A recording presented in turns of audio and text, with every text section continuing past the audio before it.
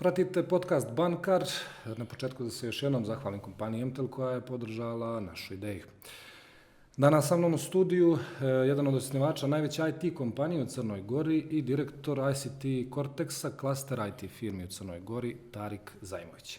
Tariče, dobar dan, dobrodošao kod nas. Marko, hvala na pozivu, pozdrav svim gledalcima. Mi volimo da krenemo od starta, to kažem na startu svake epizode podcasta.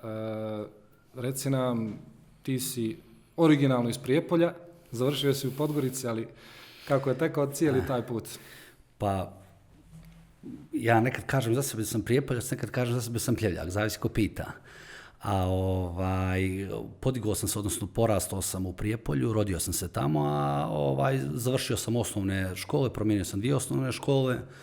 Također sam i pohađao muzičku školu i završio sam prvi razred srednje škole u Prijepolju. Nakon toga sam se prebacio za Pljevlja 3 razreda srednje stručne škole, što mi je bilo inače i životna želja da se bavim tim pozivom. I nakon toga sam završio Podgoricu i evo tu sam, čini mi se, nekih 15-16 godina. A koji je to bio poziv u srednjem koji te interesovao konkretno? Računari. Znači, u Prijepolju je tada postojao smjer energetika koja mene nikako nije odgovarala. Ja sam se nekako čak i kroz tu osnovnu školu profilisao kao neko ko je već i u osnovnoj školi znao šta želi, kojim pozivom želi da se bavi, i onda insistirao sam kod svojih roditelja tada da to budu Pljevlja, jer su tada imali jako kvalitetnu računarsku školu, odnosno srednju stručnu školu. A rekao si da si išao i muzičku, koji instrument bio u pitanju? Pa svirao sam klavir tada. Iako to ponovo nije bio neki moj primarni instrument koji sam ja volio, dosta sam toga zaboravio. Gitara je nešto što mi je bila, neka preferencija. Kasnije kad sam stekao novac baš od posla koji sam radio, kupio sam prvu gitaru i naučio sviram gitaru. A kako je bilo to, srednje školovanje, znači te neke tinejdžerske godine u Pljevljima? Pa, generalno, ja sam se IT-em počeo baviti u Prijepolju. Konkretno, tada kad je moj brat, ja mislim sam tada bio nekih 7. 8. razred ili 6. ne mogu se više ni sjetiti, mi smo dobili, tada se nije baš najsjajnije živjelo i nije mogla svaka kuća da priušti sebi ni računara, a kamoli još 2, pošto smo u porodici bilo nas 3 i Emir, stariji brat, kao stariji brat dobio je taj računar kao prvi i znate kako to ide sa starijom braćom, oni su ti koji vam određuju koliko možete sati, minuta da provedete na kompjuteru i meni se naravno to nije dopadalo, prvo nije mi se sviđalo što ne mogu da koristim neograničen računar i onda sam kroz cijelu tu priču, to je za mene bio jedan veliki izazov gdje sam tada se u to vrijeme pojavio veliki broj igraonica, internet kafea i kako me Emir stvarno, zato sam i dužan što mi je naučio to glavno bazično znanje, instalacija operativnih sistema, mreža itd. Ja sam se otišao i napravio deal sa svim tim internet kafeima i igraonicama, bilo ih je nekih 5-6 u Prijepolju, to je bilo skoro pa 50-60 računara. Ja sam rekao, besplatno ću sve da vam održavam, vi mi samo dajte beskonačan i neograničen pristup internetu i računarima. I tako je ta avantura odatle i krenula u potpunosti. Onako, u gradu sam tada važio za osobu koja je imala uvijek najveći broj muzike, filmova. Imao sam, ja mislim, preko 100 CD-ova, znači još i u osnovnoj školi sam imao tu naviku da kasete, kupovao sam redovno kasete, isto sam tako imao 10 kaseta od džeparca koji sam dobio, kupovao sam kasete i internet magazine. I odatle je to krenulo i tu sam zavolio jednostavno računare i informatiku i tehnologiju i gedžete i nakon toga sam se prebacio u Pljevlja i tu je zapravo krenula malo ozbiljnije moja karijera. Upoznao sam tu. Znači već u tinejdžerskim godinama. Pa tako je. Ja vjerujem da ako neko želi da se bavi ozbiljno tehnologijom, mora da je voli i da mora da počne time da se bavi baš u osnovnoj školi. Ima izuzetaka koji krenu i ozbiljno se bave time na fakultetu pa naprave neku ozbiljnu karijeru. Nije to nikako pravilo, ali ovo što znam ljudi oko mene, najveći stručnjaci, najveći biznismeni, preduzetnici, inovatori su oni koji su živjeli taj život još od radnog djetinjstva. Ali kako izgledala ta, ne mogu reći IT zajednica, ali nekakav tehnološki ekosistem u Pljevljima tih godina, da li ga je bilo uopšte? Ja sad bi se volio da se sjetim Elipsa, čini mi se da je postojala Elipsa i to vam je bio sva internet infrastruktura, kako se zove, u Pljevljima i oni su imali, tada su imali 20 ili 40 gigabajta interneta, Još ja ne znam da li se sjećaju gledaoci, tada nije internet bio neograničen, nego ste imali one pakete od dial-up, to ja se sjećam dial-upa, to je, trebalo mi jednu pjesmu da skinete ne mogu se više ni sjetiti, znam da je to bilo stvarno nenormalno spora brzina. A što se tiče Elipse, oni su imali 40 GB protoka. I ja i Dačo, inače moj kum i komšija i partner u firmi i jedan od najboljih prijatelja, smo bili česti posjetioci te Elipse i znali su nekad da nas izbace iz Elipse zato što im potrošimo sav protok. Jer smo redovno skidali torrenta, a Dačo je s druge strane imao neku sličnu životnu priču kao ja. On je isto, samo što on imao računar, a nije imao internet. I onda je tada postala radio televizija Pljevlja. Čini mi se Pljevlja ili neka druga, zaboravio sam tačno kako se zove. I on isto napravio deal da ima beskonačno internet, a da besplatno servisira sve to što je bilo za potrebu televiziji. Tu smo se mi tako i upoznali. Znali su se 3-4 ta čovjeka u Pljevljima koja su onako propagirala tu tehnologiju, to je bio Makso, to sam bio ja, to je bio Marko i još nekoliko njih. I mi smo među sobom dijelili filmove, muziku, programe, časopise i tako dalje. I tu smo se i povezali. A jeste li posle škole ti ili Dačo, jeste li išli da se igrate fudbala, košarke ili je to opet bilo na kompjuter usmjereno? Ja jesam, generalno. Imao sam 2 velika hobija. Znači, prvi hobi mi je bio računari i igrice. Znači, bio sam toliko zaluđen igricama da sam nekad znao i po 24 sata odjednom da provedem igrajući. I danas mi se desi, nekad kad imam malo više slobodnih dana, što se ne dešava baš često, ali desi se, znam da odigram sa drugarima sam i tako dalje. A pored toga, vrlo ozbiljno sam se bavio sportskim aktivnostima. Znači, trčao sam često, radio sam skakove, razboj, vratilo i to mi je bio drugi hobi. Tada, sad već informatika je uradila i kancelarijski posao svoje. Nakon srednje škole dolaziš u Podgoricu? Pa tako je. Tako, u srednjoj školi sam ujedno i napravio prvi website i za školu i moram stvarno da pohvalim to okruženje koje je stvorio profesor Vladica Avramović. On je stvarno izbacio veliki broj talenata i imao je jako dobar pedagoški pristup da postakne ljude da se bave onim što vole. I mi smo stvarno u toj srednjoj školi dosta toga naprednog za tada radili. Tada kad je bio neka misaona umjenica povezati 2 računara preko LAN mreže, mi smo podešavanje switcher, router, bavili smo se čak i videoprodukcijom. Moj diplomski rad je bio audio i videoprodukcija, što je iz danas, ajde kažem, može se reći da je u nekim trendovima. A to je već prije koliko to dođe, skoro pa 20 godina je to bilo ispred svog vremena. I moram da ga ovako javno pozdravim i da mu se zahvalim što je ne samo mene izbacio na taj pravi put informatike, nego i mnoge druge koji između ostalog i rade u kompaniji Bil Studio, a i mnogim drugim kompanijama također. Pa to sam htio da pomenem, inače Bil Studio trenutno broji oko 100 zaposlenih, što nije mala stvar u Crnoj Gori, a jedna dobra većina ljudi koji rade tamo su upravo iz Pljevalja. Pa dobro, sad imamo više klanova. Bilo je to u početku, možda prvih 5 godina razvoja kompanije, bile su dominantno Pljevljaci. Sad više nije to takva situacija. Otprilike imamo izbalansirano, imamo Nikšićki klan, imamo Pljevaljski klan, imamo Podgorički klan i otprilike to su ta 3, ajde nazovi klan, 3 koncentracije gradova iz Crne Gore, odakle nam dolaze najveći broj zaposlenih. Ali ima ih sa svih krajeva. Naravno, ali da li to znači da su, ne znam, iz Pljevalja, Nikšića i Podgorica možda i najbolji kadrovi koji nam dolaze ili o čemu se radi? Pa ja mislim da je veliki broj dobrih kadrova dolazi iz tih opština. S tim što moram da pomenem i da veliki broj dobrih kadrova dolazi iz Bijelog Polja.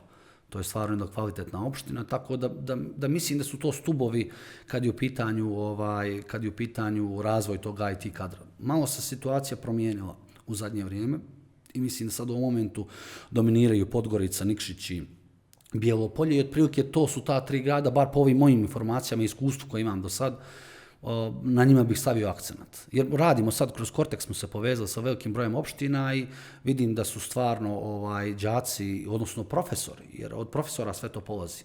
Ako imate po 2-3 dobra motivisana profesora iz svake škole, oni čuda čine. Znači, mi zaista imamo sreću da smo upoznali takve vrste profesora i ja ih ovom prilikom i pozdravljam. U Bijelom Polju, Nikšiću i Podgorici, to je baš onako, imamo jednu kvalitetnu saradnju i zahvaljujući njima ovu akademiju što smo pokrenuli sad, koja je između ostalog i fokusirana na srednjoškolce, ne bi to bilo moguće realizovati bez njih. Već sam pomenuo, znači, nakon Pljevalja ti ideš u Podgoricu da studiraš i Dačo sa tobom, koliko ja znam. Tako i je, pa zajedno smo se dogovarali. Tamo upoznajete Nikolu u stvari, je tako? Pa, malo je to sa Nikolom bilo specifično. Dačo i ja smo krenuli da se bavimo IT-em još u srednjoj školi. I tu smo, ima to jedna anegdota, mi smo radili jedan sajt Montenegro Futsal u Pljevljima, radili smo ga 6-7 mjeseci i nismo, toliko nas je tada sramota bilo da naplatimo svoj rad i kad nas je pitao koliko to košta, ja mislim da smo ukupno platili za tih 6 mjeseci oko nekih 30 ili 50 eura, svagaću. To je za nas bio ogroman novac i na mjesečnom nivou onako jednokratno. I tu smo se ja i on značajno zbližili. Kasnije je Dačo upisao i vanredno ovu školu koju sam ja pohađao u Pljevljima. Tu smo se i povezali kao drugovi.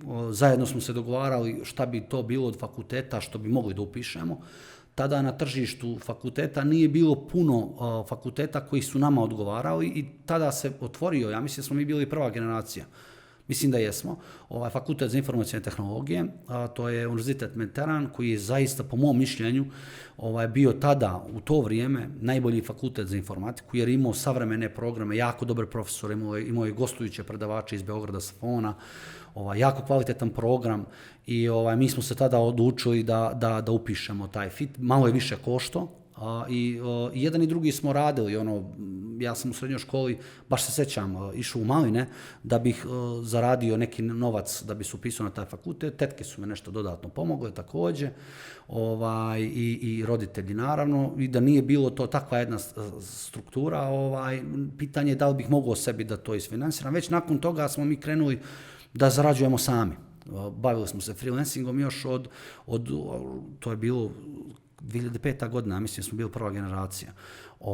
Tada smo već počeli da radimo razne projekte. Nije to bilo ništa, ajde kažem, wow, što se tiče primanja, ali je bilo značajno da možemo da budemo sa nekim simboličnim primanjima od roditelja i mi, ajde kažem, mogli smo tako da se izdržavamo samostalno, bez problema. I da li tada nastaje ideja oko osnivanja Builda?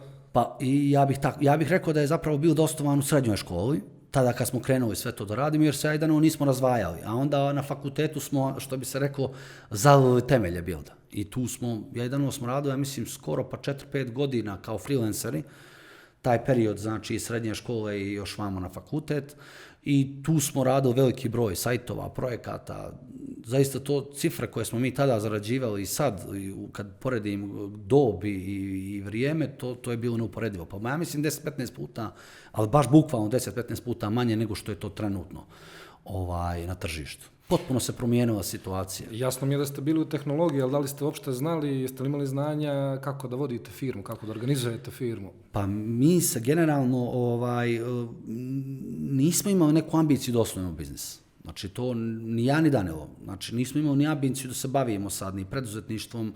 Voljeli smo to što smo radili, znači odgovaralo nam je da radimo, da smo samostalni u smislu freelancinga, da imamo, ajde kažem, da možemo, da sami kreiramo sebi karijeru.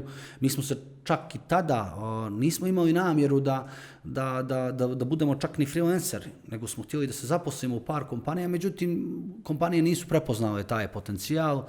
Mislim da su nas čak i neke odbile, ali ne mogu da se sjetim toga, ne bih sad da imenujem, bilo je par tih kompanija, ali neću da sad, mislim da im je krivo što nisu te poteze povukli.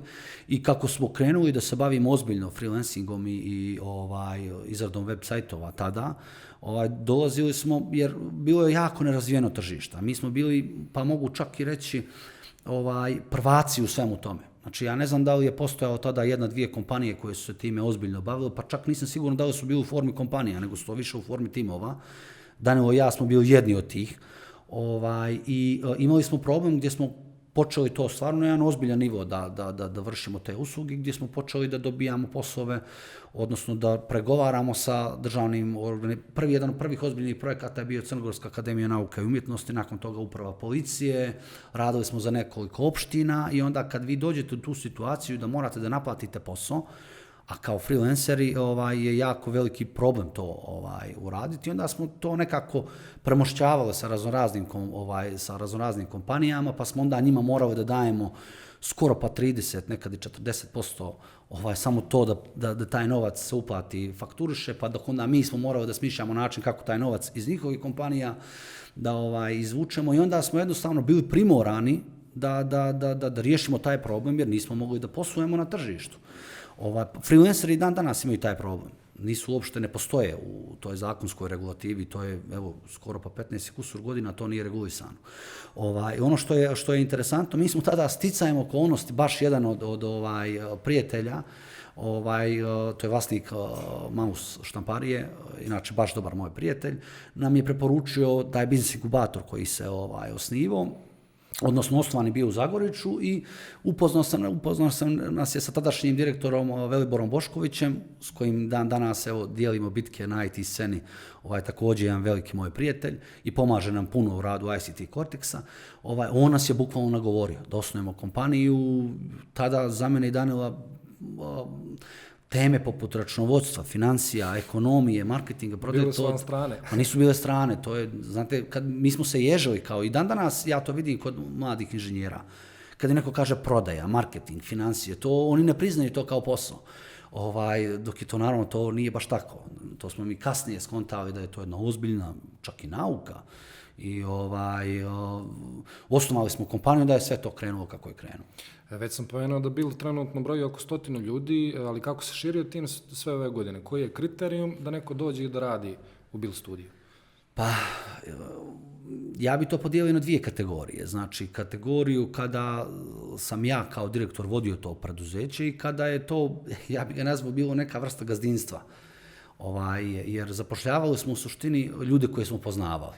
To Bild je veliki broj ljudi, su tu braća, kumovi, sestre, prijatelji i tako dalje i tako dalje. I to je bila prva faza razvoja preduzeća gdje se to tako na taj način zapošljavalo. I kriterijumi za to su bili da poznajete nekoga i da je ta osoba dobronamjerna, da želi da radi, da želi da se usavršava i da ima kapacitet da se bavi tim poslom i bilo je poželjno da ta osoba voli taj posao. To je otprilike su bili neki kriterijumi tada kad smo kretali prvih možda nekih 3-4 godine kao deo društva. Već kako je organizacija rasla, mi smo rapidno rasli, bukvalno iz godine u godinu. Znači, za tih, koliko postoji neki 12 godina, kao firma, mi smo za 12 godina došli sa 0 zaposlenih na 100 zaposlenih i nije isto voditi firmu sa 5 zaposlenih, sa 10 zaposlenih, sa 15, sa 20, već sa preko 50, to je sistem, morate praviti sistem i već nakon toga smo zapošljavali na malo drugačiji način, osnovali smo HR službu koja se profesionalno bavi time i onda je Iva Malešević koja je to vodila i koja i dalje vodi taj sektor preuzela i to je sistematizovala, napravila je pravila, napravila je procedure, napravili smo sistem rada, kako se to radi i zaista mogu da kažem da sam jako zadovoljan na koji način funkcioniše služba za ljudske resurse u kompaniji Bild Studio, jer je to ozbiljna profesionalna služba koja se time bavi strukom, što bi se rekao. Ovo sam te pitao iz razloga što ljudi znaju da sam ja bio dio Bilda i da ću uvijek biti u nekom smislu, ali mi je bilo i tada kad sam ja dolazio i kad pričam s drugim ljudima. Osjećaj da se ljudi u Bildu ne zapošljavaju u odnosu na kompetencije 100%. Naravno, ako postoji neki vrhunski inženjer, menadžer i tako dalje, naravno će dobiti priliku, ali da su presudne te nekakve druge vještine, ljudske osobine. Ljudske osobine, prije svega, pa to sam i rekao da su ljudi dobronamjerni. Ja zaista, mislim, glupo je da pričam ja sad o firmi čiji sam vlasnik, da tu sve rade dobri ljudi. Ja zaista mislim da tu rade, bar veliki broj dobrih ljudi i velika je bila čast raditi sa njima. Znači u svakom smislu, mi smo veliki broj bitki vodili, tu se znalo i noćevati, svašta nešto se tu proživilo i to su iz te firme ja sam proživio i kumstva i prijateljstva i tu mi supruga radi, i najbolji prijatelji i tako dalje, veliki broj brakova je također potekao iz Bilda. To je baš onako jedna specifična sredina za rad i pažljivo su birani ljudi u početku. Ono na što sam posebno ponosan jeste da ti ljudi koji su dizali tu kompaniju su i dan danas tu. I to je po mom mišljenju najveća vrijednost te kompanije, ti ljudi. Jer bez njih ne bi postojala firma, bez njih ne bi postojala ta korporativna kultura, bez njih ne bi postojali ti sistemi vrijednosti, bez njih ne bi postojali svi ti projekti. Mi smo imali ogroman broj kriza kroz koje je prolazila kompanija, to je, ja mislim, preko 15-20 kriza smo mi imali i svaki put kad smo imali krizu, uspjeli smo da je saniramo. Ali apsolutno svaki, i to je u suštini dokaz da je to jedna dobra, ajde nazovem politika zapošljavanja tada. Sad se to već malo promijenilo. Znači, promijenilo se jer kad narastete na preko 50 zaposlenih, onda morate da poštujete struku. Ako ne zapošljavate ljude sa kompetencijama, sa iskustvom, ako ne profesionalizujete službe, onda možete da budete srušeni sa tržišta bukvalno u mahu jednom. Tako da smo zadržali tu jednu lijepu atmosferu i kulturu, ali s druge strane smo profesionalizovali službe da bi jednostavno mogli da taj, ja između ostalog kao vlasnik nisam direktor, čak imamo 4 vlasnika, nijedan od vlasnika ne vodi kompaniju, nego to vodi Aleksandra Bošković, koja je profesionalac u svom poslu. CEO Bošković, pozdrav. Zajedno naravno sa 7-8 drugih direktora koji su ozbiljni stručnjaci u svom poslu. Što ja smatram da bi to trebao da bude nekakav prirodni put svake ozbiljne kompanije. Ne mislim, jer vlasnici vode kompaniju na jedan način. Profesionalci vode kompaniju na drugi način.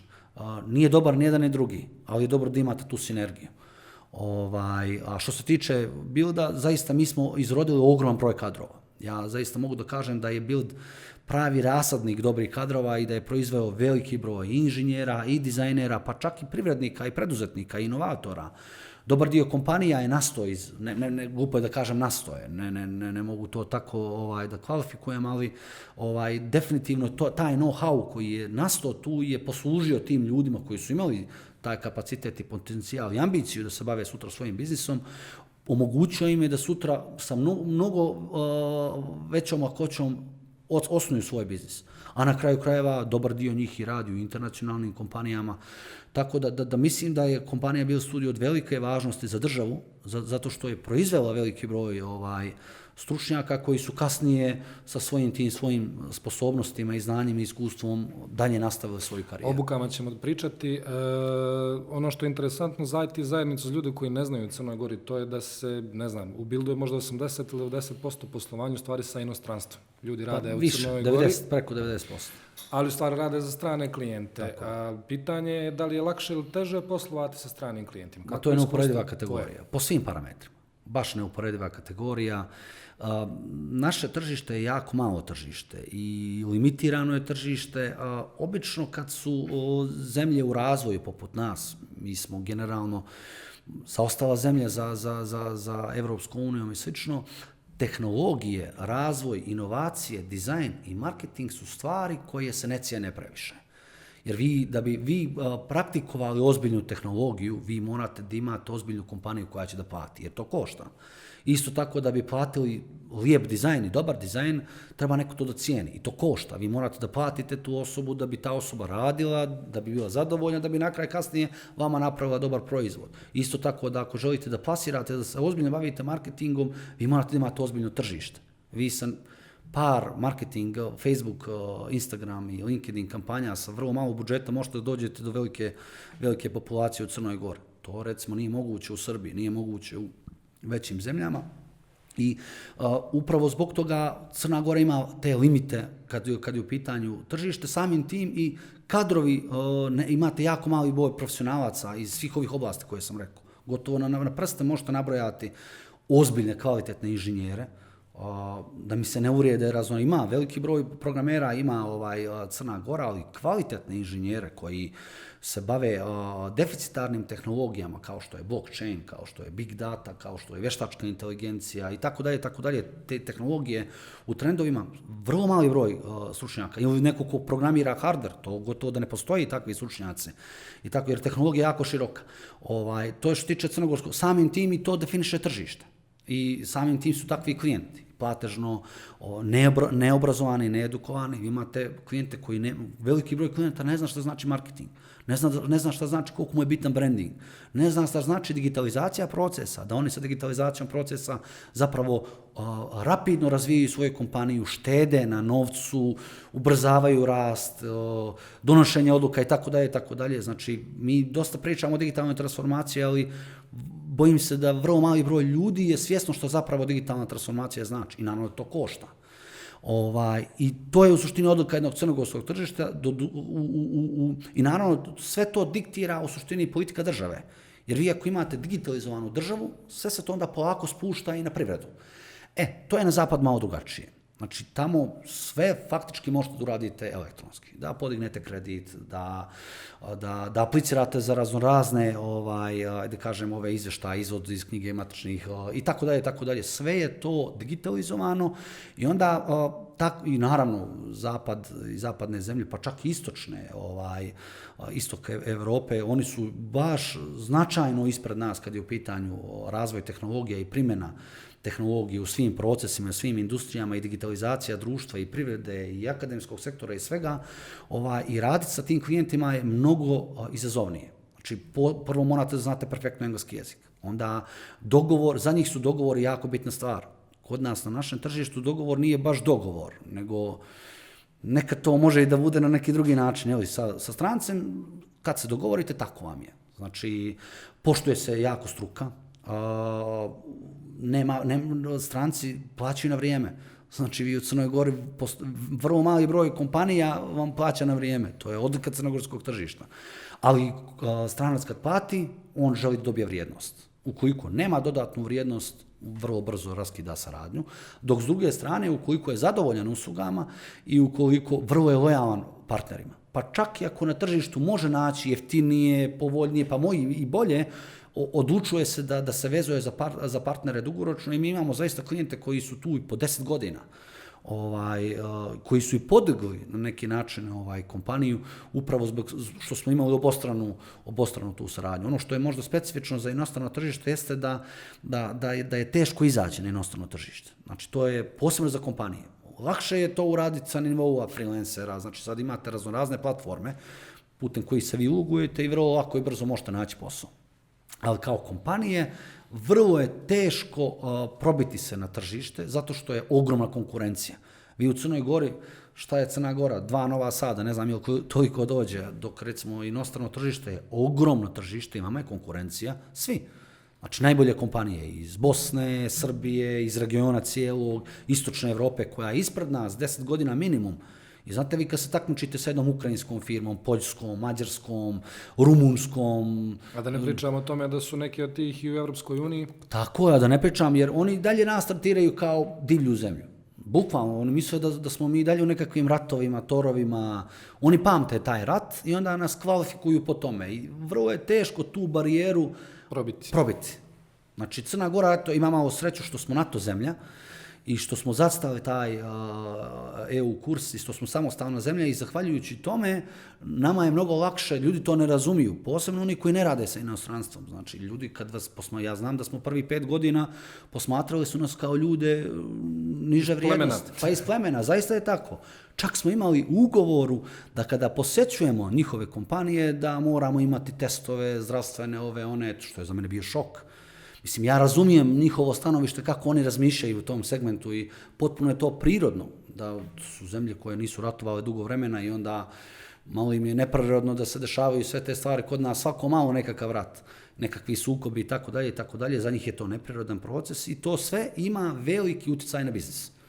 Vjerujte, to znaju kompanije koje rade, koje posluju sa inostranstvom i to su isto također i velike barijere kad vi želite da uplatite neki veći novac iz inostranstva ovdje, to su raznorazne kontrole, bankarske, od specijalnog tužilaštva i tako dalje i onda se čak i ozbiljne kompanije koje žele da naprave ovdje predstavništvo, ne žele da se opredijele za Crnu Goru kao destinaciju, zato što postoji veliki broj poslovnih barijera. Sistem je kao takav, jednostavno mi smo dio nekog velikog sistema, to je Evropska unija, i jednostavno oni nas trenutno ne tretiraju kao ozbiljnu destinaciju u smislu IT. A da li se za sve ove godine nešto pomjerilo? Ti si pričao o digitalnoj transformaciji, onda o toj percepciji kako zapada, tako i države, naše IT scene crnogorske. Da li se išta pomjerilo s neke mrtve tačke u poslednje vrijeme? Evo da budem malo i optimističan. Znači, ja pričam o sve što sam rekao je otprilike neko iskustvo koje sam ja bazirao u zadnjih 15 godina. I ovo su zaključci na bazi tih 15 isključka, na bazi tih 15-godišnjeg iskustva. U zadnje vrijeme se dosta toga promijenilo. I zaista to moram da pohvalim, to je postala agenda i vlade Crne Gore i skoro svih garnitura.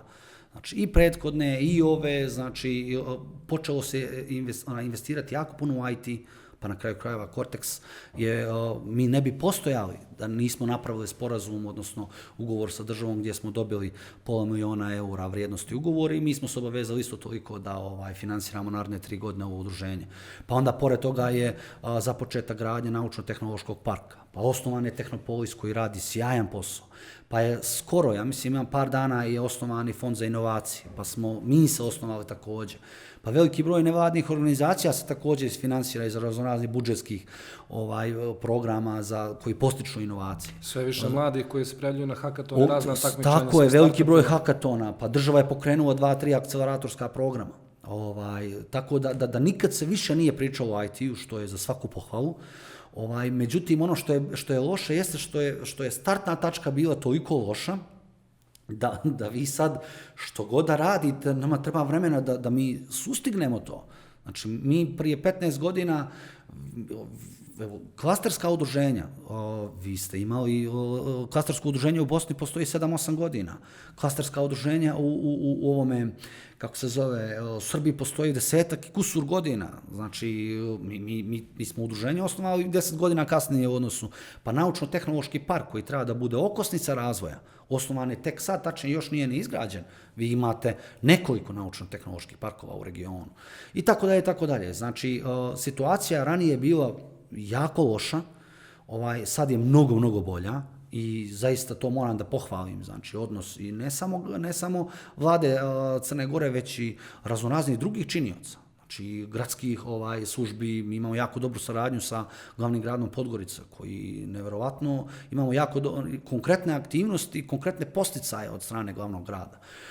I ne samo od grada Podgorica, već i od drugih opština. Kad smo razgovarali o projektu Cortex Akademije, svugdje smo bili dobrodošli kad smo im objasnili koliki to potencijal ima. Tako sa te tačke gledišta nikad nije bila bolja situacija, nikad nije bio veći broj kompanija domaćih, nikad nije bio veći broj hakatona, nikad nije bio veći broj inovatora koji pokušavaju nešto da odrade, nikad nije bio veći broj izvoza, nikad nije bio veći broj zaposlenih, nikad bio veći stranih kompanija koje su došle ovdje. Znači, kada te parametre posmatramo u odnosu na ranije, to su neuporedive razlike. Ali kada sad to sve uporedimo sa regionom, zaostajemo mnogo. Sad ne bih se licitirao, je to 5 ili 10 godina, ali mnogo zaostajemo. Kada se uporedimo sa Evropskom unijom, tipa jednom Njemačkom, Švedskom, Danskom, ne daj Bože Amerikom, to su neuporedive kategorije. Ali zaista neuporedive. Znači, mnogo decenija će proći pod uslovom da radimo ovako kako radimo sad i da pristupamo poslu sistemski i da se budžet za investiranje prvenstveno od vlade Crne Gore usmjeri na podsticaj inovacija i ovoga sektora.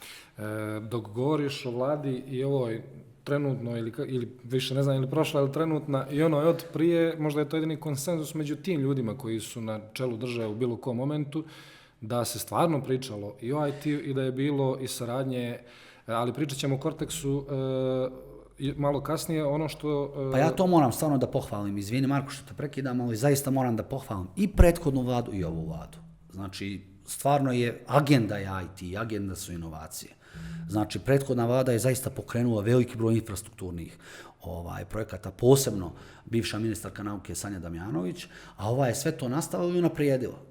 A to recimo nije se desilo ranije. To stvarno moram to da pomenem, da situacija ranije nije bila baš sjajna kad je u pitanju IT, nije to bila agenda. Jednostavno nije se pričalo o tome, nije postojao budžet, nije postojao neko ko se ozbiljno bavi time, nisu postojali projekte, nisu postojale inicijative. Jednostavno IT kao sektor je bilo jedna statistička u zapečku i dalje je, ali je na mnogo većem nivou nego... Ja ne mogu da krivim samo državu i vladu za to. Znači, to je između ostalog i mi iz privrede smo dobrim dijelom, ako ne i naša je odgovornost što se nismo organizovali i sami pokrenuli to. Kao što su to uradili u Novom Sadu, kao što su uradili u Beogradu, Čačku, Nišu, Sarajevu, Zagrebu, da ne nabrajam sve te asocijacije koje, jer vi kao pojedinac i kao firma ne možete ništa da uradite, kao asocijacije, kao udruženje. Ako imate dobru agendu, ako imate dobar tim koji se time bavi, može mnogo toga da promijeni. Tako da odgovornost je na obje strane. Znači, ja apsolutno krivim i privrednike koji I sebe krivim što nismo uspjeli da se dogovorimo i napravimo neko udruženje i da na taj način branimo naše interese i da na taj način stavimo to kao agendu koju ćemo se baviti. I to je u suštini slika zapravo i privrede i slika je otprilike i države. Tada, sad ponovo kažem, sad je to mnogo drugačija situacija u svakom smislu. Ajde, ostavit ću ova dva pitanja za kraj, da nastavimo u ovom istom tonu. ICT Cortex okuplja, pa možda ne sve, ali ogroman broj IT kompanija u Crnoj Gori. Koja je vizija, stoji iza svega toga? Šta je cilj? Pa mi smo se okupili upravo oko ovih problema koje svaka kompanija ima. Znate, ranije niste imali kompanije koje su brojale preko 50 zaposlenih. I nisu isti problemi kad vi imate do 50 zaposlenih i preko 50 zaposlenih. Nisu isti problemi kada prije 10 ili 15 godina niste imali strane kompanije. Vi sad imate desetine stranih kompanija koje se otimaju za kadar na ovaj ili na onaj način. Pa onda niste imali kompanije koje rastu naglo i rapidno. I onda kada dođe kompanija u situaciju da ga tržište, da ga strane kompanije i da na kraju krajeva zaposleni sad može da radi odakle hoće. Znači, to su sve neki tržišni pritisci koji ranije nisu postojali. Vi onda dolazite u probleme koje ne možete samostalno da riješite. To je nemoguće samostalno riješiti. I mi smo, i svi problemi u svakoj kompaniji su gotovo identični. To sve se zasnivaju na dvije kategorije. Poslovi i kadrovi. Znači, nema, sve ostalo su propratni problemi. I mi smo se zapravo i oko te dvije stvari dogovorili da to budu primarni stubovi prioriteta udruženja. Znači, proizvodnja kadrova i jačanje postojećih kadrova, to je edukacija. Imamo tu mi mnogo ciljeva, projekata, vrlo je nama kompleksna strategija ciljevi. Banalizovat ću to na ta dva, znači edukacija postojećih kadrova, da pojačamo kapacitete, jer svakoj kompaniji fali edukacija postojećih kadrova, a onda stvaranje novih kadrova, to radimo sa Cortex Akademijom. Znači, proizvodnje juniorskog kadra, mi imamo namjeru, recimo ove godine, da proizvedemo 100 juniora. Što, recimo, proizvodnja 100 juniora na nivou jedne kompanije je gotovo nemoguća. Znači, znaju to dobro kompanije koji je to teret, jer obično posao nose senior i onda senior mora da nosi posao, da završava sve stvari i plus da obučava ljude oko sebe. I to je neizdrživ posao za seniora. I onda je mnogo lakše da to sa strane radi neko udruženje poput nas, da nas pomogne država, da nas pomognu druge organizacije i da na taj način taj teret bar maknemo sa kompanija, da im olakšamo, iako veliki broj kompanija to i dalje radi, jer mora da bi opstao. I to je jedan od ciljeva oko čega smo se okupili, edukacija postojećih kadrova, odnosno zaposlenih i stvaranje novih i internacionalizacija i zajednički poslovi. Znači, kad su u pitanju zajednički poslovi, vi kao pojedinac, nema nijedna kompanija trenutno u Crnoj Gori koja je toliko jaka da može da radi infrastrukturne projekte. Vi, recimo, ne znam, u Novom Sadu, Beogradu imate kompanije koje imaju po 1000 zaposlenih. U Novom Sadu imate desetine kompanije koje imaju po 500 zaposlenih plus i tako, koje svoja predstavništva sad otvaraju po cijelom regionu. Pa svoja predstavništva otvaraju i u Americi, i u Evropskoj uniji, i tako dalje, i tako dalje. I mi, te male kompanije, da bi se IT industrija razvila, vi morate da radite neke ozbiljne poslove kao što su infrastrukturni projekti. Evo, recimo, svaki infrastrukturni projekat do sad su nama uzeli stranci. Da li Hrvati, da li Srbi, da li Bosanci, da ih ne nabrajam, nebitno je. I to nije dobro za nas. Zato što kad nam neko uzme infrastrukturni projekat, to je isto kao da Benmax nije uzeo, iako se mnogi protive što Benmax radi, ja mislim da je to dobro za državu, zato što je ta firma porasla, zaposlila veliki broj ljudi, dobila ekspertizu, sad je ta firma počela se širi dalje. Ne bih ulazio u te političke stvari, mene to ne zanima, ali sa stanovišta struke je to dobro. Isto to dobro bilo se primjeni na IT. Da dobijemo takav jedan infrastrukturni projekat, kao pojedinci mi to ne možemo. A udruženi možemo da apliciramo na neki višemilionski posao, imamo kapacitet, imamo ekspertizu, imamo ljude, imamo i finansijske bilanse koji su obično uslovi za konkurisanje za te projekte i to je također bio jedan od motiva da učestvujemo zajednički na te infrastrukturne projekte, to je jedan od ciljeva i također internacionalizacija, vrlo mali broj kompanija izvozi softver. To isto izvozi i ne samo softver, nego izvozi usluge, izvozi proizvode. I kada vi pregovarate sutra sa nekim strancem, mnogo vam je lakše da pregovarate sa jednim konzorcijumom kompanija ili klasterom, nego sa jednom kompanijom. Jer jedna kompanija, znate šta je za jednu stranu kompaniju koja hoće da radi ozbiljan posao 100 ljudi? To je neozbiljna kompanija. Znači, neće da rade s tom kompanijom. Ne daj Bože neko ko ima 5 ili 10 ili 15, ne može ni jedan ozbiljan posao da dobije. I znate što onda znači? Onda te kompanije dobiju bukvalno ostatke na tržištu. I to ne najgore poslove. Ja se nadam da ćemo kroz tu internacionalizaciju, potpisali smo skoro ugovor sa državom u iznosu od 200.000 eura, baš sa tom namjerom, da se povežemo sa stranim kompanijama i da pokušamo da postaknemo izvoz i da zajednički radimo malo ozbiljnije i veće projekte. Tako da su otprilike to ti motivi. Znači. Vi ste i počeli da se reklamirate na način, recimo ja nisam ni znao taj podatak, da IT sektor u Crnoj Gori, za koji vjerojatno neki ne znaju da postoji uopšte, evo nadam se da ćemo ga novim putem i malo popularisati, da u ukupnom izvozu Crne Gore učestvuju sa nekih 10-15%, a kad uzmemo cijelokupni izvoz naše zemlje, koji je potpuno minoran, znači, ta cifra stvarno dobija još više na značaju. Ja ne volim da pamtim cifre, jako ih često i zaboravljam. Ja mogu da pričam ovu projekciju koju smo pravili skoro, samo da ga nađem na tabletu. Izvinjavam se zbog toga. Evo ga. Znači, nama je izvoz za 2021. godinu samo od strane članica 58 miliona eura. Dok je prihod u 2021. godini isto samo od strane članica oko 85 miliona i mi brojimo oko nekih 650 zaposlenih, taj konzorcijum svih tih firmi, odnosno svih tih članica. Ja sad nemam podatak koliki je bio izvoz za 2021. godinu, znam da je bio prošle godine oko 400 miliona. Kada se ta cifra primjeni sad na 400 miliona, ja mislim da to dođe neki 15 do 18%, ali ovo nije provjerena informacija. Ovo treba da se provjeri, mi sad upravo radimo analizu tu jednu koleginica iz marketinga. Ali svakako i da je gore dolje 5%, opet je ja lično mislim da je to impresivan brojka, jer ponovo nemam ni podatke koliko mi činimo u GDP-u procenata, ali imam podatke iz 2000, čini mi se da je to 17. da smo tada imali 3,5% GDP-a. Ne mislim da se to nešto prećerano promijenilo. Možda se to promijenilo za par procenata, tipa 4, 4,5, 5 u najboljem slučaju. Znači 5% generiše 15% izvoza. To govori zapravo o nevalorizovanom potencijalu, a s druge strane govori koliko to malo može da generiše puno.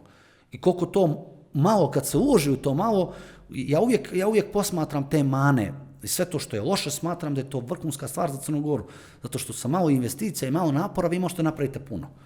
Evo, kažem, sa par miliona investicija u IT sektor, vi taj izvoz, ako je 15%, sa ozbiljnim strateškim pristupom, vi to možete da duplirate s 2-3 mandata. Možete da dođete do situacije da izvoz bude 40-50% sa ozbiljnim ulaganjima i sa ozbiljnim i strukturnim reformama i sa ozbiljnim projektima. Ja to odgovorno tvrdim. Vi sa ozbiljnim reformama možete da zaposlite par hiljada ljudi za 3-4 godine. I to nisu to ljudi koji imaju male plate, to su nadprosječne plate u ovoj industriji. Znači, nemam namjeru da podcenjujem ikakvu struku, ni bilo kakvu drugi posao, ali zaista u ovom sektoru rade jako platežno sposobni ljudi. Znači, ja mislim da IT sektor i bankarski sektor i finansijski sektor, da su to otprilike dvije najplaćenije kategorije poslova trenutno u Crnoj Gori. Sad sam napravio digresiju, zaboravio sam šta je bilo konkretno pitanje. Da, o izvozu, odgovorio sam na to. O izvozu, da, nego htio sam da pitam, već si donekle odgovorio na to pitanje.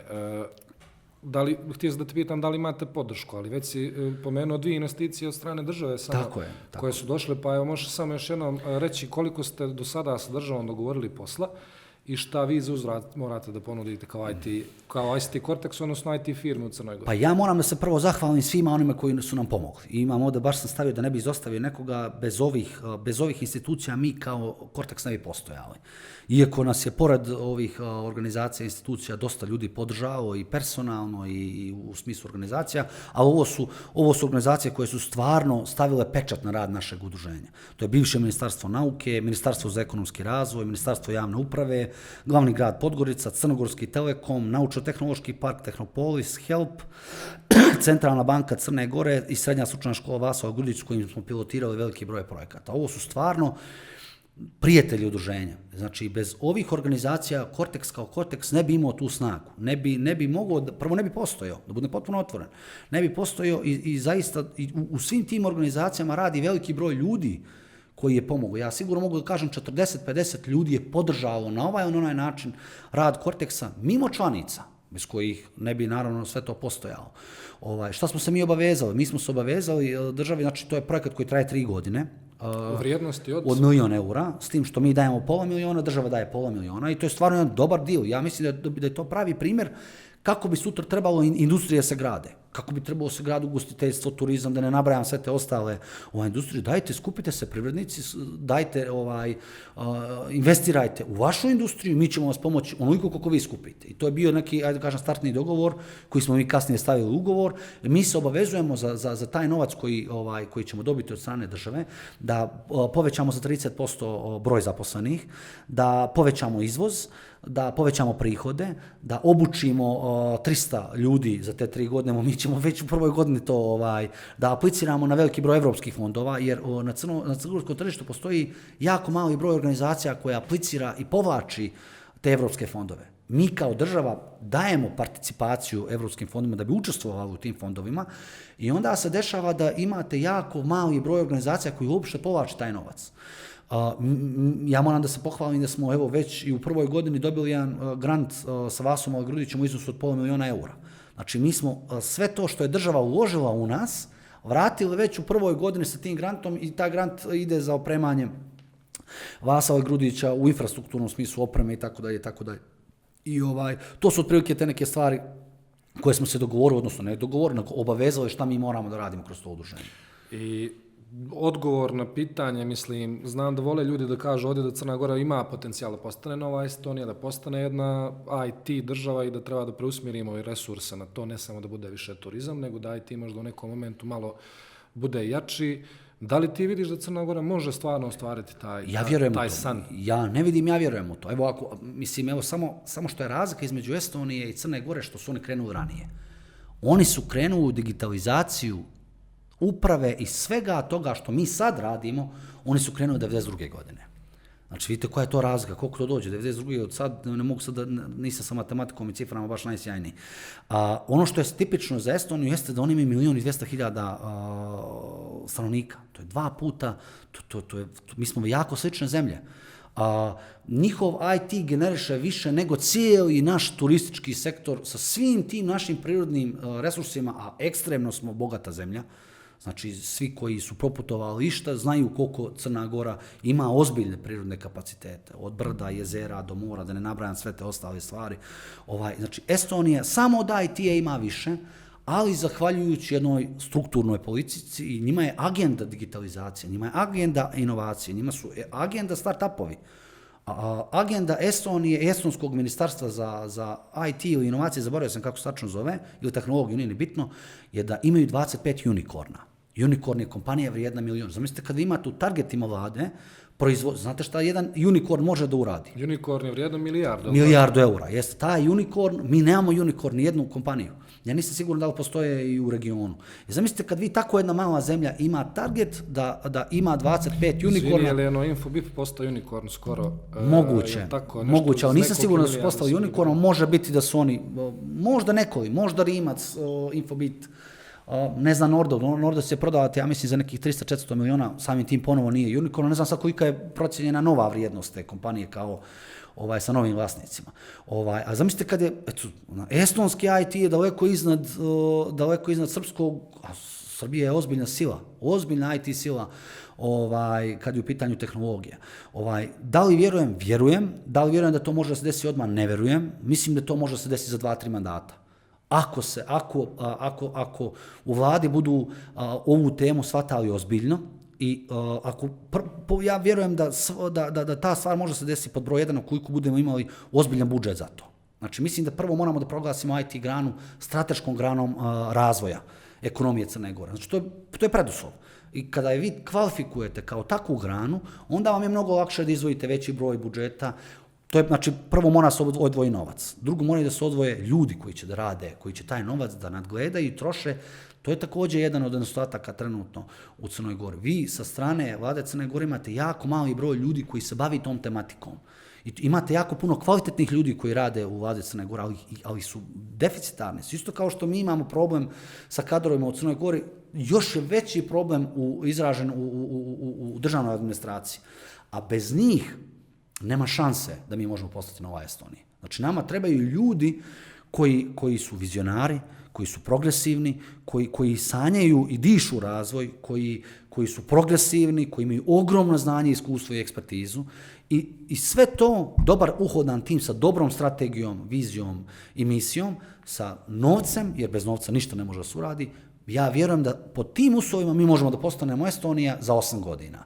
Ne, možda Estonija, sad ja prećerujem, teško je stići takvu jednu državu, ali možemo da, ako izvozimo, recimo, kao što sam rekao, malo preizvozimo 15%, možemo da dođemo na 50%, ako recimo sad zapošljavamo 1000 ili 1.500 ljudi, 1.500 je ukupni broj ljudi, ali u našoj ovoj industriji softvera radim, ja mislim možda maksimalno 1000, mislim da možemo da dođemo na 3, 4, 5.000 eura, znači da 300-400% to da uvećamo. Mislim da ako učestvujemo u GDP-u 4,5 ili 3,5 ili 5%, da to može da bude 10 ili 15%, jer to bude grana koja će diversifikovati prihode.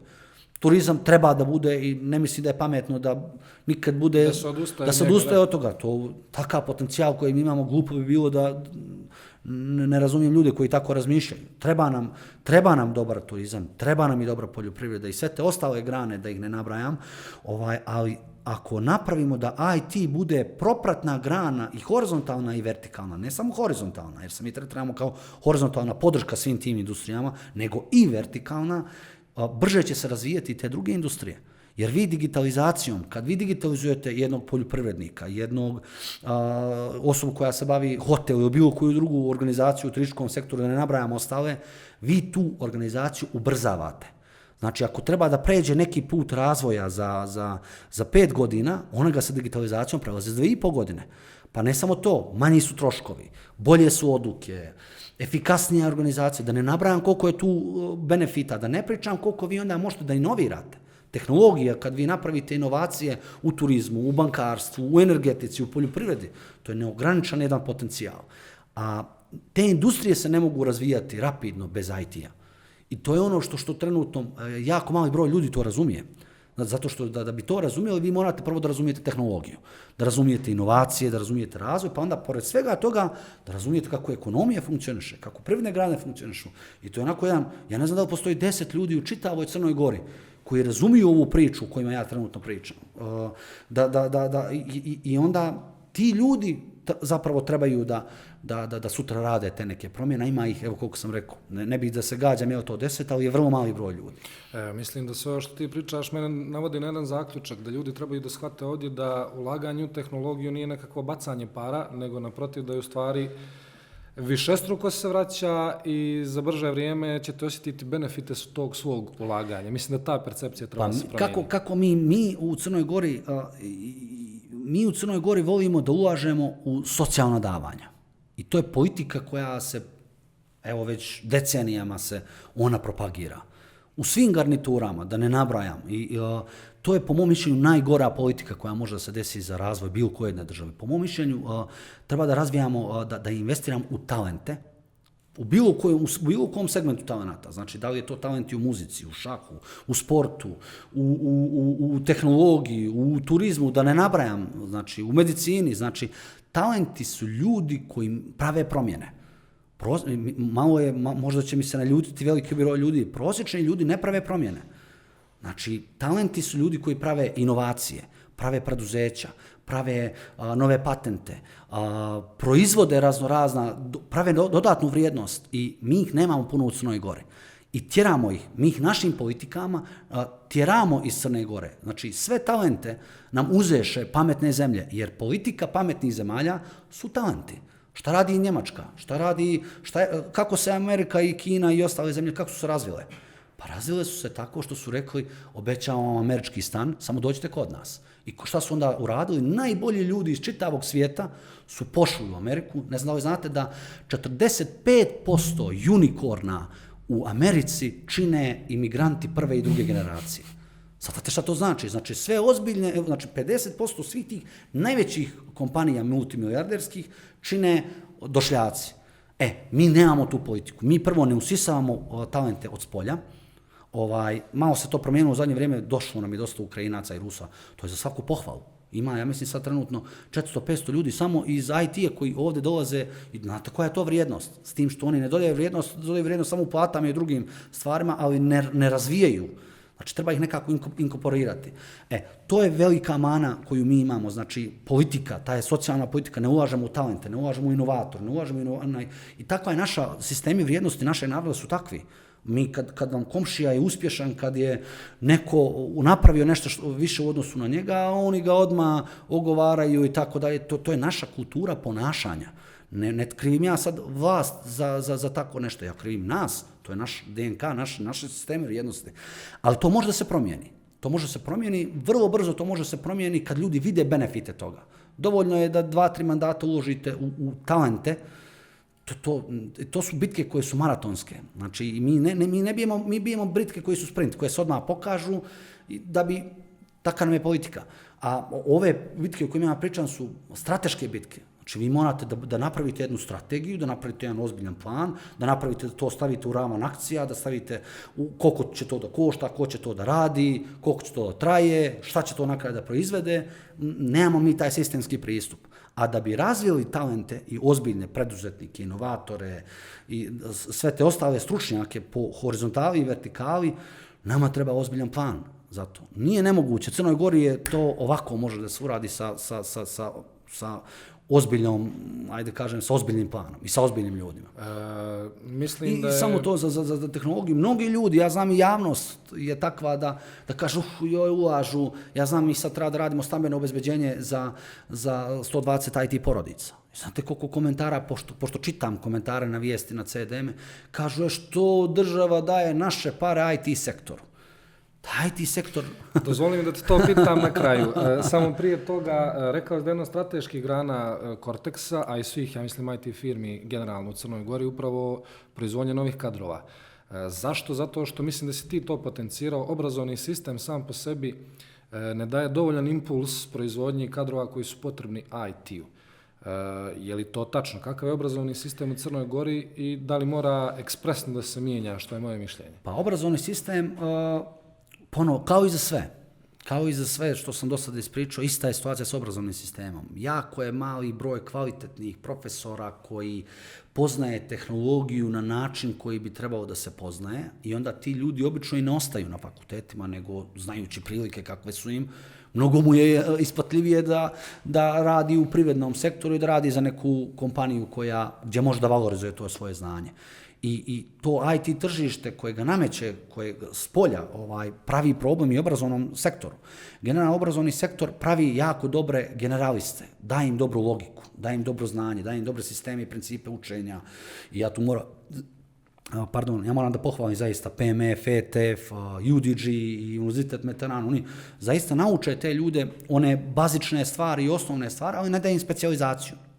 To je ono što ja sad posle nekog mog iskustva godinu dana rada u Cortexu nisam siguran da fakultet uopšte i treba time na taj način da se bavi. Mislim da je mnogo pametnije napraviti udružene snage, pa napraviti neku vrstu dualnog obrazovanja i povezati se sa privredom, praksu raditi u privredi, to budu neke vrste obaveznih predmeta koje mora jedan student da prođe i onda on kad završi jednu trogodišnju školu, odnosno fakultet, da on već ima u svom portfoliju neki godinu dana iskustva rada u nekoj konkretnoj kompaniji, u nekim konkretnim projektima, zajedno sa tim principima i opštim znanjima koje dobiju na fakultetima koji su jako dobre, to moram da pohvalim svaki fakultet, kad se to spoji, to može da bude win-win situacija. Mi smo na pragu da tako nešto uradimo, ali to je isto jedan proces koji će traje sigurno 4, 5, 6 godina dok se mi povežemo. Mi smo sad krenuli sa srednjim stručnim školama. Mi radimo obrazovanje za 300 srednjoškolaca preko Cortex Akademije i to se pokazalo kao neverovatno dobar projekat. Mi od tih 300 srednjoškolaca, ja odgovorno tvrdim da će 100 njih sutra da postanu programeri. Već nakon srednje škole. Ja odgovorno tvrdim da tih 100 programera mogu bez ikakvih problema nakon završetka srednje škole da rade za prosječnu crnogorsku platu u startu. Znači, to smo postigli sa Cortex Akademijom. Sad, sve da imamo, da smo isti taj projekat stavili da smo pokrenuli na nivou fakulteta, nisam siguran da bi mi kao prvi da imali kapacitet za to. Da budem potpuno otvoren, mi grcamo sad i da realizujemo ovaj projekat. Znači, moramo i da molimo kompanije i da svašta nešto radimo da bi kompanije to radile, jer isto kompanija razmišlja kratkoročno.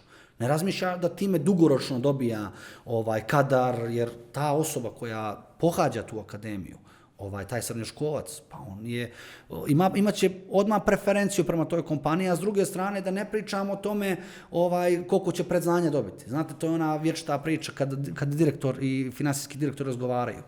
Da li treba ulagati u zaposlene, gdje direktor kaže, to kruži na LinkedInom, ta fora je, mislim, uopšte poznata.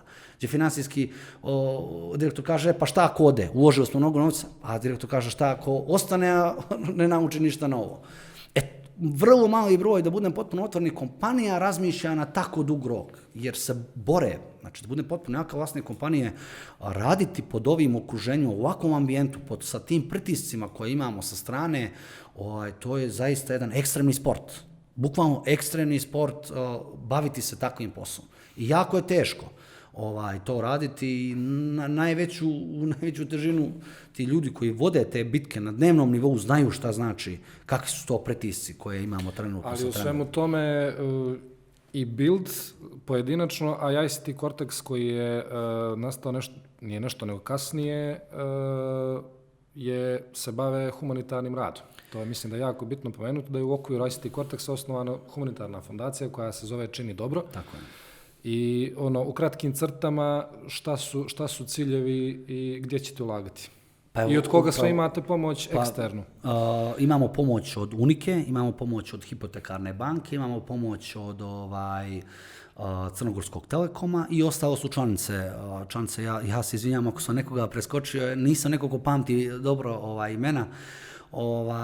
To su otprilike nego kompanije koje su osnovale tu fondaciju i mi smo za ovih nepunih godinu i kusur dana donirali oko nekih 100.000 eura u raznoraznim oblastima. Kad je bio doba pandemije, bili smo se malo fokusirali na podršku porodici i imalo je tu dosta potreba da se taj dio, ajde kažem, servisira na neki način, neko je to ružna riječ, ali sad već cilj fondacije će biti upravo ono što sam pričao malo prije, podrška talentima i podrška edukaciji i zelene inicijative. To će da budu fokusi. Znači, jer smatramo da je mnogo bolje nekome dati zanat i edukaciju, kad mu to date, kad vi jednom srednjoškolcu date, recimo naučite ga 2 puta pođe na praksu ili dobije neko deficitarno znanje, nauči, niste mu riješili sve životne probleme sutra koje on ima. I nema tog novca koje vi njemu možete mjesečno davati da namirite njegove potrebe. Ovako ste ga naučili poslu, naučite ga zanatu i onda će on sam ili stvarati ili zarađivati u nekoj kompaniji ili biti neku drugu bitku sa tim znanjem, može to da uradi. Tako da fokus te fondacije će biti talenti, edukacije i zelene inicijative. Imamo baš ambiciozne planove, zato cilj nam je da okupimo i svu dijasporu da podrži tu inicijativu. Cilj nam je da i uključimo veći broj i korporacija i kompanija i organizacija. Mi smo tek počeli. Svih tih 100.000 i sve te akcije koje smo radili do sad nismo imali namjeru da ih promovišemo jer nije bio cilj promocija.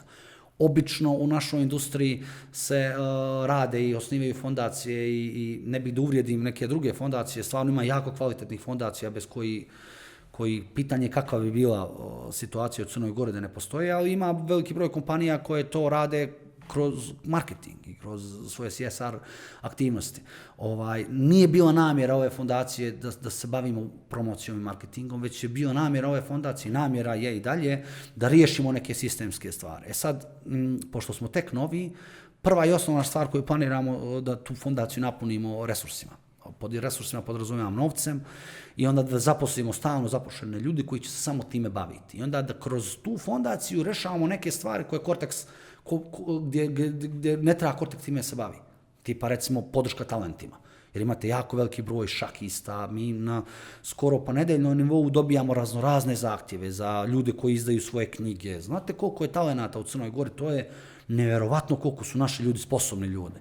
Samo im treba dati vjetar u leđa i to su u početku vrlo mali novci kojima njima znače. 100 eura, 200, 500, 1000, 2, 5 ako je u pitanju neki ozbiljan talent, a to su stvari koje njima mogu čak i život da promijene. neko ko pođe na neko takmičenje internacionalno pa se dokaže, tom čovjeku može se promijeni život potpuno. I to je, najbolji su to brand ambasadori naše države. Ja mislim da tu treba da bude fokus. I sad samo da vidimo ćemo uspjeti, jer je to isto jedna ozbiljna bitka koju treba da bijemo nekih narednih par godina. Kako ste krenuli, obećava za sad.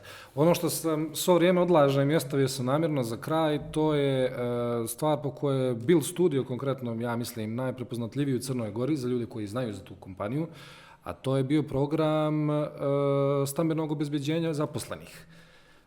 Ne znam za drugu firmu u Crnoj Gori, a da nije državna, koja se odlučila na to da svojim zaposlenima obezbijedi stanove po ekstremno dobrim uslovima. Pa tako možete mi objasniti otkud ideje i kako je sve to proteklo? Šta ste vi to konkretno ponudili svojim zaposlenima i zašto? Pa tada, mislim, ja tada kao tadašnji direktor, ja mislim da je to bilo prije 4-5 godina, ne mogu se sjetiti više, slabo pamtim datume. Bukvalno u tom momentu je se pojavila potreba da ljudi su htjeli da se skuće. Bukvalno su svi pričali u firmi, hoću da kupim stan i tako dalje, tako dalje. Ja neko kao, ajde kažem, čovjek koji, moj zadatak je čitav život bio da rešavam probleme i da implementiram tuđe ideje. I to sam prepoznao kao problem tih ljudi i problem kompanije. Jer znam šta znači stambeno se obezbediti, koliko je to bitno, jer ja sam se obezbedio također preko tog programa. I znam šta znači s druge strane sloga i sinergija. Jer kao pojedinac, gdje god da krenete, bilo šta da radite, ništa ne možete da uradite. A kao grupa, mnogo toga možete da uradite. I iz tih principa, to je bio i motiv i razlog zašto smo pokrenuli taj program. Znači, rekao sam i ranije da tu u toj kompaniji rade braća, prijatelji, kumovi, da ne nabrajam, ljudi, svi mili i dragi meni ljudi, i onda je to zapravo bio moja briga i moja bitka i ja sam im predložio, ajmo da to uradimo zajedno, zato što ćemo na taj način dobiti bolje uslove, dobit ćemo bolju kamatnu stopu, pored svega toga kompanija će plaćati kamatu i mi smo sa tim programom uspjeli da obezbedimo odnosno nego 50% jeftiniji stan nego na tržište. Ja sam ovdje izveo, pošto ne pamtim te cifre, mi smo uspjeli da ljudima koji su kupili trosobne stanove omogućimo da kupe taj stan za 350 eura mjesečno na 15 godina, dvosoban stan 250 eura mjesečno na 15 godina, jednosoban stan 180 eura mjesečno na 15 godina. To smo postigli tako što smo kupili stan za tadašnjih 830 eura po metru kvadratnom, jer smo podigli kredit na firmu u iznosu od 1.000.000 kusur, ušli zajedno u investiciju sa investitorom i zahvaljujući tome smo dobili jako povoljnu cijenu, kao što sam rekao, tada je bila tržišna cijena oko 1100. 1100, da. Tako, ja mislim, ti si kupio stan tu preko puta komšije, sad to vrijedi mnogo više i to je sa stanovište investicije jedna sjajna priča i kamatu firma subvencionira, to je otprilike nekih 30-35% ukupne investicije i tako smo došli do tog programa. Dakle, da ja rezimiram, znači 15 zaposlenih u Bildu dobilo stanove po cijeni kvadrata od 830 eura, firma plaća kamatu i sve je to na 15 godina. Tako je. Šta za uzvrat zaposleni, da li ima neku obavezu u svemu tome? Pa mi smo gledali da to bude fair dogovor, znači nismo gledali da obavezujemo zaposlenog, nego smo napravili neku vrstu motivacije da zaposleni tu ostane. Znači to je vlasništvo apsolutno zaposlenog i zaposleni može da ode u bilo koje doba dana i noći iz te kompanije, a naravno ima neke obaveze. Znači bilo bi poželjno da se zadrži u kompaniji 7-8 godina za tu kamatu koju mi plaćamo i za tu cijenu koju smo. S tim što zaposleni ponovo može da napusti kompaniju posle godinu dana, kao što se i dešavalo. Nekoliko ljudi iz tog programa je napustilo kompaniju i to je nešto što se dešava i što će se dešavati uvijek. Ali šta je bila motivacija tvoja i ljudi koji su tada odlučivali sa tobom da uraditi to sve za svoje zaposlene? Jer mislim da gotovo niko ovdje ne radi to. Pa evo rekao sam koja je motivacija, to je bili vi vašem prijatelju učinili nešto što je dobro. Znači, to je bila ta motivacija. Znači, da li bi, na kraju kraja, ja sam bio u istom tom sosu, jer drugačije je kad ste vi stambeno nezbrinuti i onda na pravi način razumijete onoga koji je u istom tom pravcu. Ja sam da polazio od sebe. Ljudi, čovječe, ovo mi je kapitalno životno pitanje, kako da ga riješimo. I onda, ponovno, ja imam neke principe koje se vodim čitav svoj život. To je, zajedno uvijek možemo više i bolje. Znači, to je princip koji se čitav svoj život ja vodim i nikad nisam pogriješio. I onda smo samo sjeli I dogovorili se, ok, šta ćemo da uradimo? Hoćemo i da gradimo taj objekat, hoćemo i ovo, hoćemo ono. Imali smo tu nekoliko opcija, zajedno smo odlučili u opciji, zajedno smo se, čak smo izabrali nepovoljniju opciju za zaposlene. Tačnije, zaposleni su izabrali nepovoljniju opciju za sebe. Jer smo mi tada bili predložili da ja vodim taj projekat i da napravimo malo ozbiljniji objekat koji će imati neke druge sadržaje, ali zaposleni nisu htjeli to da urade zbog toga što je to bilo preveliko izlaganje firme i što bi na taj način, što je bilo za apsolutnu pohvalu i to je to što se ne može prepričati taj odnos i prema poslu i prema ljudima u Buildu i to je nešto što je najveća vrijednost firme i to je zapravo i proizvelo taj projekat stambenog obezbeđenja. I on se sada nastavlja samo... Kroz Cortex se nastavlja, tako je. Mi smo sad, pripremamo taj projekat skoro pa godinu dana. U ovom momentu imamo neki 100 sigurnih zainteresovanih koji žele da učestvuju u taj program. Ono što moram da pohvalim, svaka apsolutno kompanija je prihvatila taj program, čak ga i unaprijedila i svaka kompanija želi da investira, odnosno da daje novac za kamatu, što je za svaku pohvalu. Ja nisam siguran da li postoji trenutno takav jedan slučaj na nivou neke industrije, da je u privatnom sektoru se okupilo 12-13 kompanija koja ima namjeru da ljudima pomogne, isti program da 50% uštedi, do 50% da uštedi za stanove. Sad, naravno, nisu to više iste cijene kao što je bilo ranije. Tržište se mnogo promijenilo. Ali opet je povoljnije nego što je bilo na tržištu da izađeš sam. Do 45% ili 50%